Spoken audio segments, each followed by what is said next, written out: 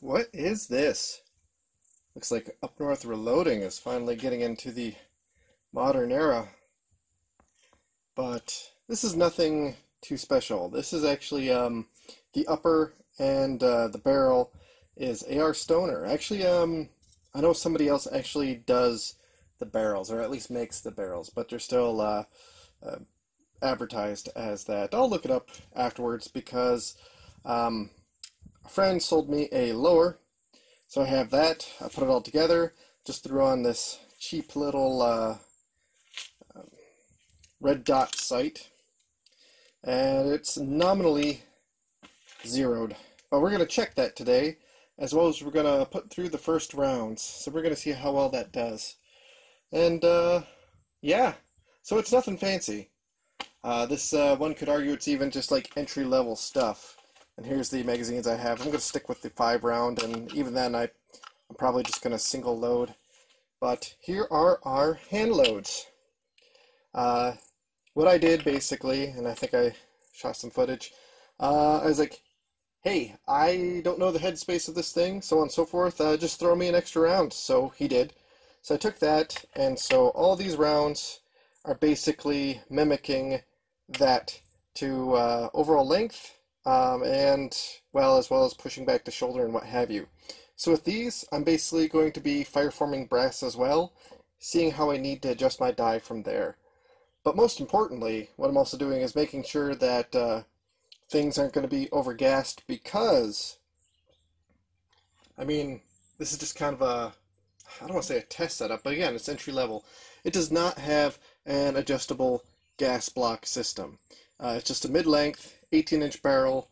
That's more than good enough for me. Oh, and the twist rate is 1 in 8. These are 55 Hornady full metal jackets. And this brass here is, oh, this one's actually Wolf, but you'll see that there's the marking right there. That's because this one, for whatever reason, seated abnormally short.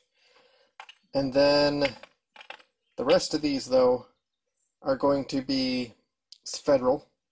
And this is all brass that he saved up. And over here I have more Wolf brass. They are all charged with Enduron 4166, 25.2 grains, and I'm using CCI small rifle primers, just the 400, so basic stuff, nothing fancy here. Again, we're just basically seeing that the bullets shoot the right direction, that nothing blows up and I still have my face intact, but also we're going to see if this charge is going to be a little bit too much for it, so I'm going to be paying particular attention to how the brass ejects. So let's get to it. Shows how good I am with scopes and red dot sights. Oh, gotta relearn everything. Anyway, once I got on cardboard, these are the next two shots. So let's see if we can bring it up about a lot of clicks. So I just fired off the last 4 of the Federal. The brass is over here at a 4 o'clock position. 1, 2, 3, 4, 5. So let's check the targets. And while we're walking out there, we'll pontificate. So I believe 4 o'clock position, that means we're still, I don't want to say under-gassed, but I'm going to say that we have room to move up in pressure. And that's a middle charge. That's literally split in the middle. That's the minimum I think they said was 24.2, maximum 26.2, we did 25.2. Okay, and now let's see how well we did. Now that we're zeroed in. Hey, not bad. So let's see. Oh, about a 2-inch group, because these are all marked off, so ignore those.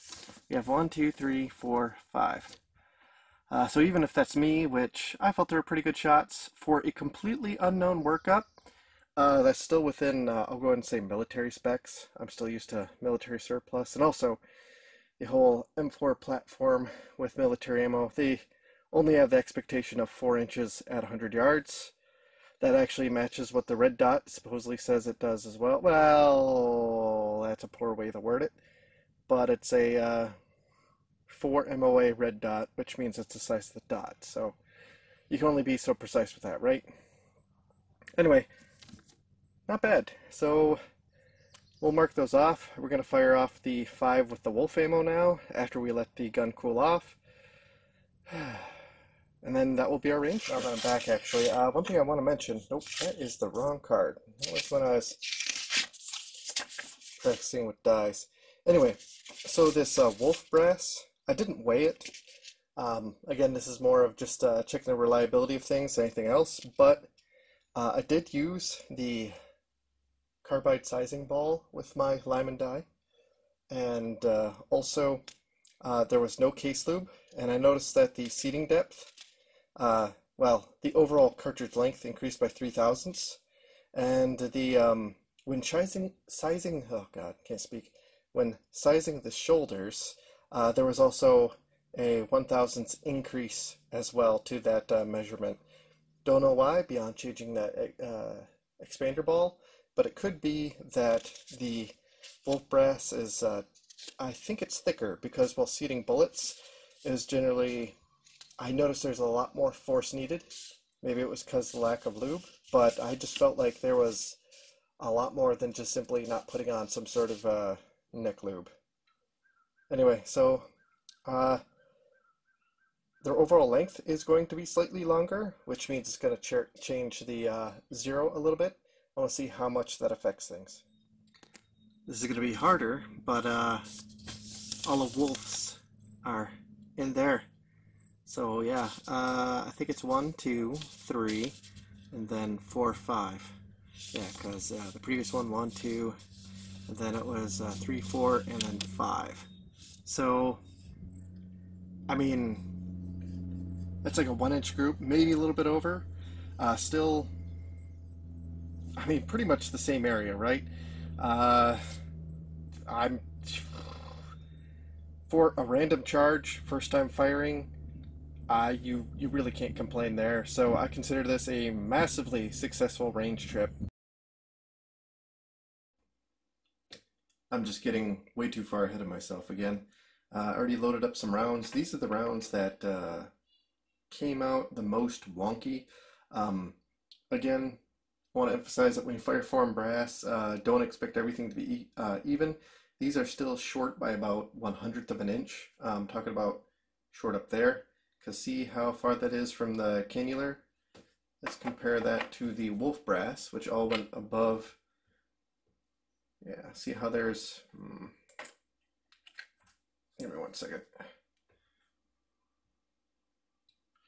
Yeah, see how much more room there is between the cannular and the top of the brass? Yeah, that's because that stuff came up short, so I couldn't trim it. It's still below the recommended trim length. So I'm just comparing the two. But what I wanted to do is I'm just going to show you just a couple pieces of brass, and I'm going to show you how well they're doing in terms of run out. So basically it's a comparison of both the brass, the press, and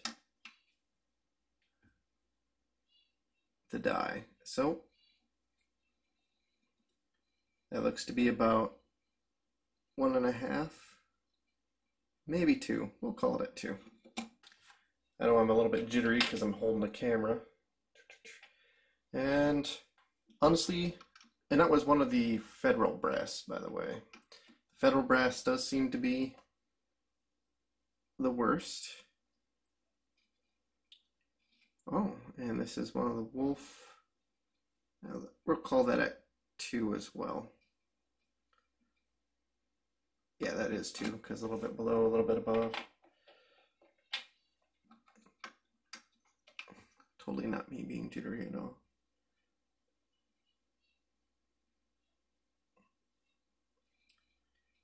Well, I'm picking them at random, and I'm seeing a lot of 2s.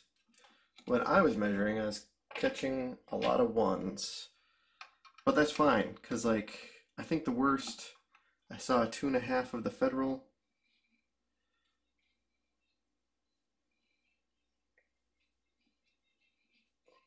Yeah, that's 2 as well. That was federal.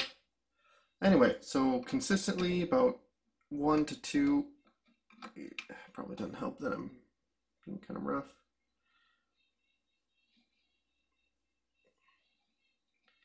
And here's one that is 1. That's a federal. Let's grab another one. What's that put us up to? 5? Seeing is believing, right? That's another one. So again, that's my Lyman die. That is with the carbide expander ball. So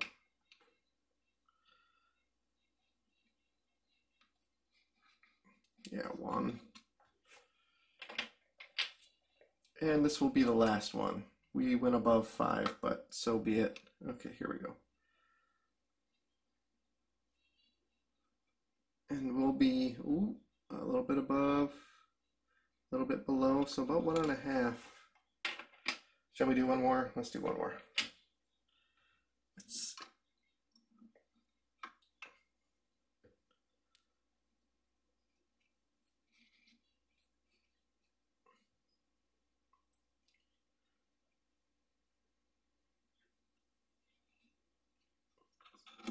Two, we'll call it. So basically, what you saw, one of the 2000s. Again, with this trip out to the range, I'm not expecting anything spectacular because some of these are, I trimmed them at, I want to say 1.750. That seems right. Yeah, that's right. You'll notice that some of these don't have a shiny top.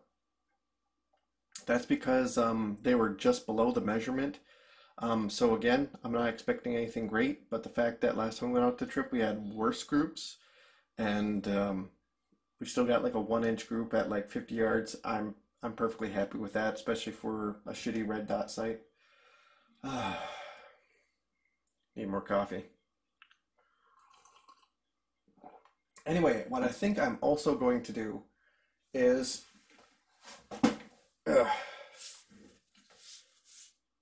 I got some good old IMR 3031.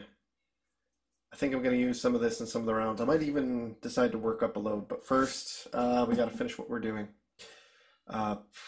which is, let's get back to weighing charges. I'm not done with the 4166 yet. Okay, day 2 of reloading for my new AR, and you'll notice we got some new additions back here.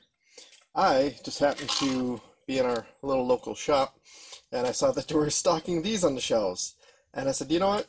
2 birds, 1 stone. We'll be able to test some off-shelf ammo, as well as get some brass that we can salvage from it. And I like Norma. Even though I've had bad experiences with the brass and 7mm Mauser, that's when the case neck thickness was like 22 thousandths, or something ridiculous like that. And it was actually, the only way I could seat them without deforming bullets was basically use some lube on the bullets themselves, and also using my RCBS die seemed to work best because I actually ruined the seating stem for my Forster Ultra micrometer. I had to send in for a new one because the case neck thickness was just too much for the seating pressure, bailed out the flare. I think I misspoke some things there, but you guys get what I'm saying. We have these right there. These are all, they came out junk. Like the seating depth was just different. And also the case neck thickness did not come out to the proper length. So these are considered junk. The rest of these, though, actually came out fairly even in terms of not only the brass being trimmed back to the proper thing, but also the seating depths are proper. What do we got here? We are continuing with the federal brass. We're continuing with IMR Enduron 4166. We're sticking to that same charge weight, but we're just going to be messing with seating depths just a little bit. The ones right here are the same, 2.917 off of the comparator. And then we have some that are just 2 thousandths longer because I'm using a Lyman seating die. It does not have a micrometer, so I tried to get as good as I could get. And then lastly, 2.922, which I think ended up being the maximum. Whoop, grabbed the wrong one there. Maximum. You actually have a little bit more room, so I lied. Whatever though. I can't remember the maximum. I think it came out to 2.260 for the seating depth, if I remember right. Anyway, but up here with the wolf brass, which surprised me because it ends up being the better in terms of measurements and all the other fun stuff. IMR 3031, we're going to see how well that does. And that's 24 grains, which, if you follow the Hornady website, I'm sorry, not Hornady, Hodgdon Online Reloading Center, that's considered an overcharge with a different bullet. And I think with the reloading manual, it's pretty close to the maximum charge. I think the Hornady book says 24.6, if I recall correctly. And then I think other sources go a little bit higher, but I can't remember rightly offhand. These are all 25.2 of the 4166. I'm actually going to use them over a chronograph. I'm going to continue testing my new magneto speed, so we'll see how well that does. And then we'll also do these, just see how things are going. Anyway, enough babbling. I gotta put up targets. I am racing against the clock. It is 7 p.m. Yeah, I have a good couple hours here, but you know, the sun's already in my eyes and it's not going to be pleasant. So the more the day carries on, the worse it's going to get. Okay, 5 shots. This is with 4166 55 grain bullet. For whatever reason, my camera's having trouble focusing. That's just going to have to do.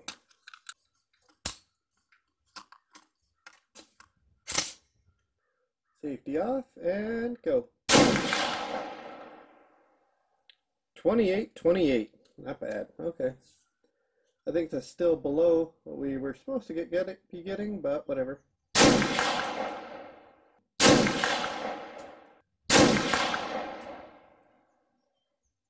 Error 5. And what does that mean?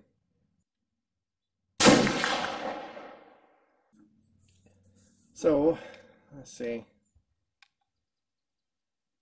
Average 2056, but the high, low. So the standard deviation of 4 shots was 35. So that's par for the course for off-the-shelf ammo. So, I mean, that's not terrible, especially for a randomly chosen charge.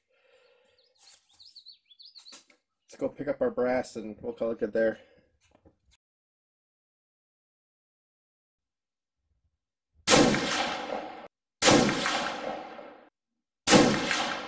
Now let's see if that affected things at all. 2092. Nope. Standard deviation tightened up a bit. That was tighter. So, I mean, some of that includes a cold bore, right? So let's actually see. That was the lowest, but that was high. So we can't really attribute that to like how the barrel was doing, right, in terms of temperature. But it's warmed up. We'll let it cool off a bit again. And yeah, then we'll test the Normas. Okay, so we're back after a short break. We're now going to test the Norma. And I have to say, these are pretty sexy looking bullets. Okay, that's not focusing, but just take my word for it, okay? I mean, sexy as a bullet can be. I'm going to be firing at that metal gong again. That felt sluggish going into battery. Yeah, it's fully engaged. Better safe than sorry, right? Okay, let's see how well we do. Where'd that brass land? I think that definitely went notably more forward. I wonder if the camera captured it actually. That'd be funny. Well, whatever.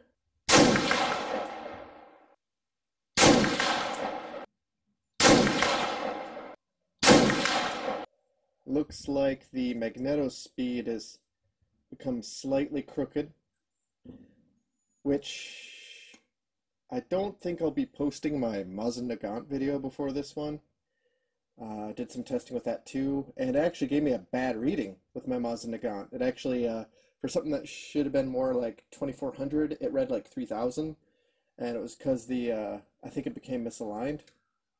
That is a guess, though. I don't know that for sure, but it's my only explainable explanation. Explainable explanation. Good words. Okay, we kind of corrected it a little bit. Let's see what we got for numbers. Let's go straight to the standard deviation. 12! Holy crap. Extreme spread, 31. So, not bad. Not bad at all. So, let's let the gun cool down just a little bit more. Oh, it's noticeably more hot than with the 8 rounds I fired of the my own. So I guess while we're taking a break, let's try to get a better focus on. Yeah, it's pretty nice, right? Nice, shiny, pointy. Okay. Barrel cooled down in the time it took to find my 5 pieces of brass. So let's do 5 more shots, pick up where we left off.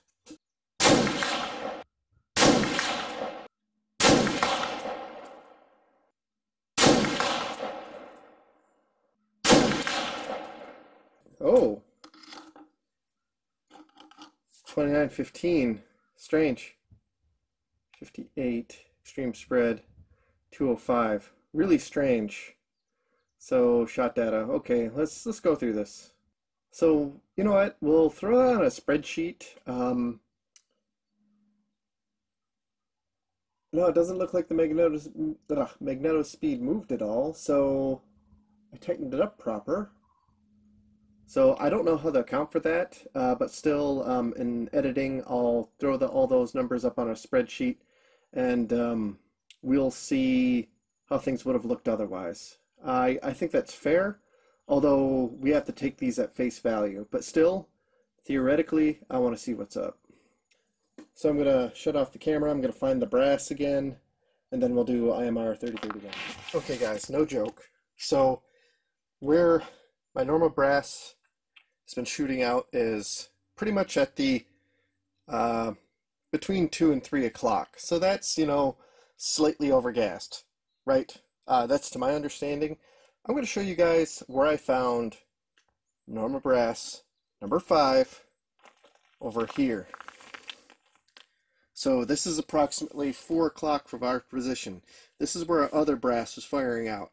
So with that said, yes, I'm willing to say that 10th shot we fired was underpowered. Like, that was a true measurement of what we got. Because also, that speed roughly matches our hand loads. God, that's shiny. You know, I've never actually tried Norma bullets proper. I wonder if maybe I should buy some of their hunting line, because they've been in stock actually, because they're expensive. I'm wondering if I should buy some ahead of time to use for this hunting season. Maybe not for 223. In Michigan, you can use 223 for hunting deer, but I do think that there's certain specifications you have to follow. Anyway, the barrel still needs to cool down. Then, like I said, we're gonna do IMR 3031. I got 4 loaded up right here. After that, we'll get to actual seeing how the accuracy does. See you guys then. Trying to grab a pen here. Give me 1 second. Haha. IMR 3031. 1, 2, 3, 4. I mean, there's certainly a lot better groups, but you know what? I just picked a charge. So let's start seeing how our old charge does, and we'll start with the one that did really well, and then we'll start doing our seating depth tests. So let's get to it. Really bummed that 3031 didn't do a little bit better. Well, that's very comparable to yesterday. However, you'll notice there's a point to impact shift. I think yesterday I was shooting here, so either that red dot doesn't handle transportation too well, Or maybe it's me. Who knows? Then again, I don't anneal brass, but honestly, that takes something special to make that much of a difference. It really does. And with my other Norma brass, I didn't notice any appreciable difference, especially at 50 yards after even 15 firings. And that was with one of my other guns, but yeah, I don't know what to think here. But either way, that is a comparable group. So the accuracy got worse, but the precision is the same. So that's good, and it's holding up. So, I mean, I'm actually less disappointed in this group now. Anyway, we have, oh, I have to mark them off. God, I'm an idiot. But we have two more groups to go through. Okay, so this is basically 2,000 shorter, but at least consistently so. Very similar, but look at this, vertical stringing and 1, 2, 3. We have a point of impact shift. So, I mean, it's, I bet if we were to fire off like a total of 10 rounds, I mean, there'd be like a lot of overlap there, but holy crap, is it interesting what you can do with just a 3-shot group. So I'm going to mark these off and we're going to do the shortest charge. So let's get to it.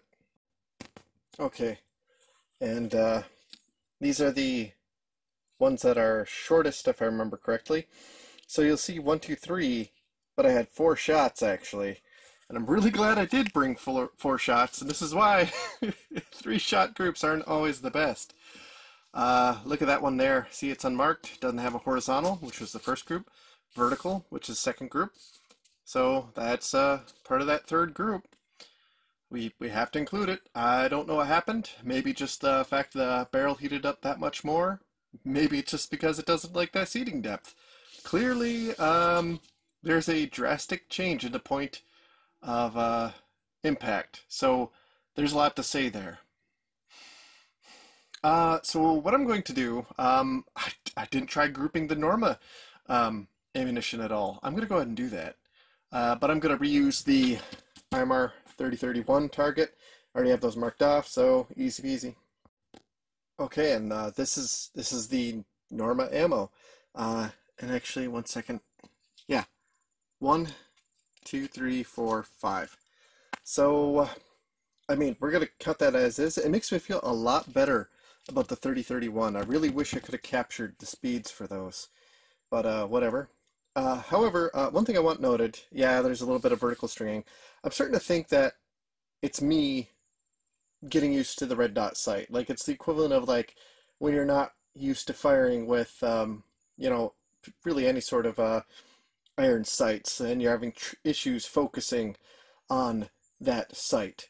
You do have kind of a vertical dispersion, so I'm going to blame pretty much all of the vertical dispersion on me, for now at least. Anyway, but notice how it's kind of a, well, I know it as a quincux pattern, but it looks like the 5 on a die. So you have 1, 2, 3, 4, then 1 in the middle. That's actually one way you know you actually have a fairly stable load. It's just one of those things of when you're paying attention to groups and how things fire. If you have things that are, I don't want to say more or less evenly spaced, that's always good. Because when you have a couple that are kind of like this, where you have 2 but then 1 separate, I mean, that kind of speaks to some velocity instability, and when we measured these, we saw that. The seating depth over here kind of, you know, I don't want to say help fix that a little bit, but it did. But again, only 3 shots. Look what happened up here when we did a 4-shot group. So, yeah. But, God, I'm just gibbering on. Bunch of nonsense. Just random stuff I've learned over the years. Anyway, let's go ahead and fire 5 more. I might include that in the video. I might not. But either way, the sun is starting to go down. There you go. So my time is very limited. It's not quite dark out. It's definitely dusk. But by the time I pack up and by the time I get home, it's definitely going to be pretty dark. So I'm going to go ahead and record it. Here's the follow-up 5 shots. Now here's the thing though. Actually I don't know where the 5th shot went, because that one's overlapping. 2, 3, 4, but when we count, we have 1, 2, 3, 4, 5, 6, 7, 8, 9.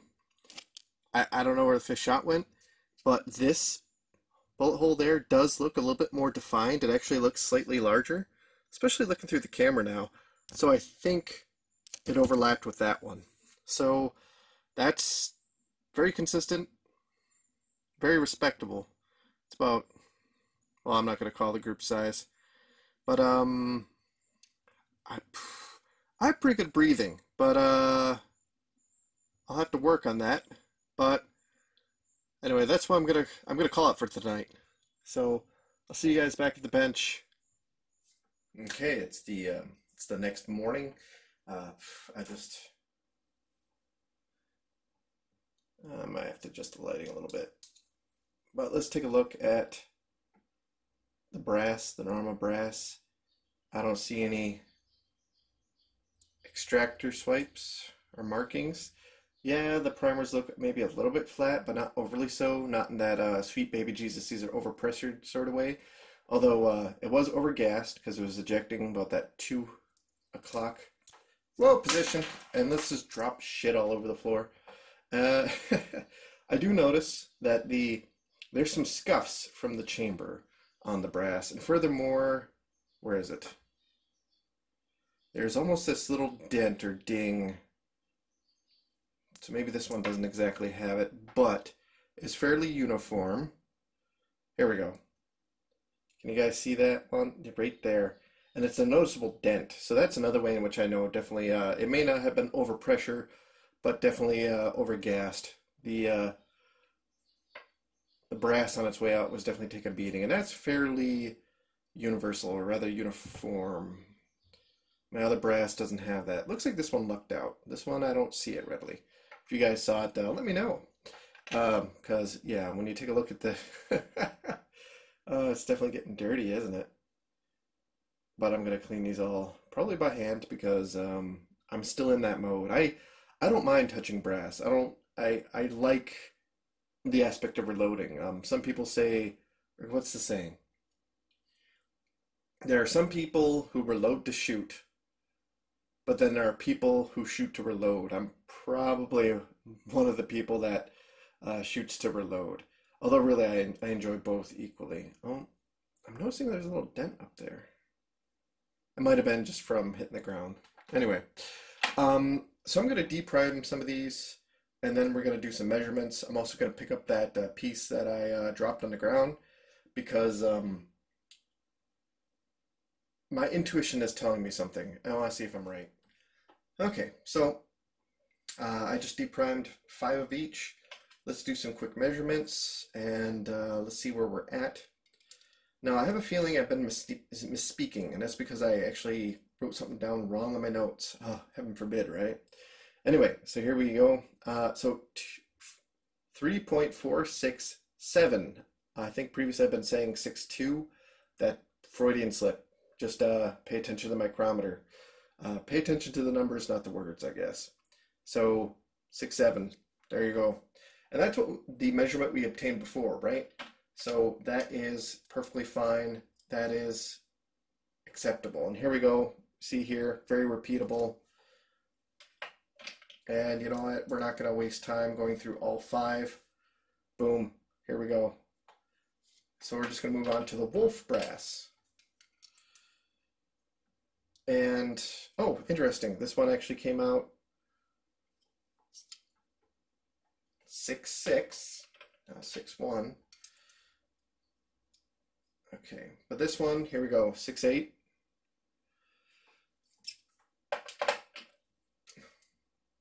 6.8. 6.8 again. Now, the Norma brass. Let's take a look here. And look at this. 6.9. 6.9 again. Okay, this one dropped down to 6.8. 6.9. A little bit above 6.8. So these fire formed out longer still. And also, if in case I didn't mention it, definitely part of the overgasedness. Yeah, it's definitely those little divots. So let's take a look at the loaded Norma, because remember I said that these felt sluggish, for lack of a better term, when going into battery. And okay, well, that one came out to 6.5, which is 2 thousandths longer than what I've been resizing them to, right? This one, 6.7. So this loaded round, the shoulders are as far forward as the fire-formed Federal. So something to consider.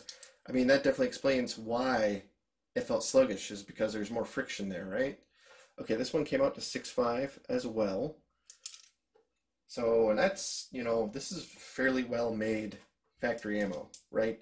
But it goes to show why we reload our own. And here we go, 6.7 again, a little bit under if we want to take our calipers at face value. And there we go, 6.7 again.